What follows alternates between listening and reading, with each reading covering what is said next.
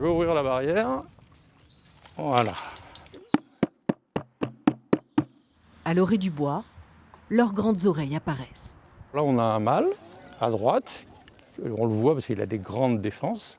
Les laits et les marcassins sont aussi de la visite. Je vais faire passer le dessert avant le plat de résistance.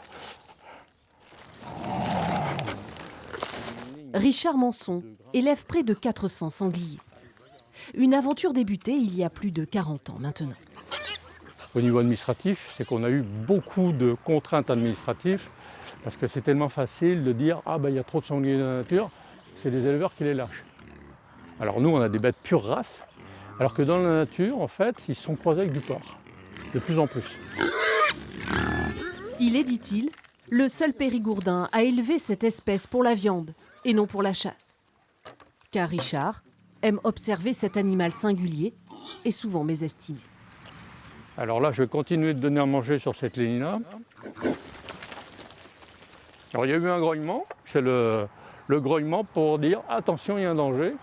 Et ils sont meilleurs que nous, parce que nous, il faudra qu'on fasse une phrase, alors que là, un grognement, ça indique l'intensité du danger et la direction à prendre pour partir. Donc ils ont un réflexe beaucoup plus rapide. Richard est incollable sur l'animal, à commencer par ses défenses, arme redoutable. On a une autre dent qui s'appelle le grès, c'est-à-dire comme la pierre en grès pour affûter les couteaux. Et donc ça vient frotter la défense et ça va l'affûter. On apprend tout le temps, on apprend régulièrement des nouvelles choses. Tous les après-midi, son exploitation est ouverte à la visite. Pour les curieux, les amateurs, désireux d'en savoir un peu plus sur cet animal méconnu.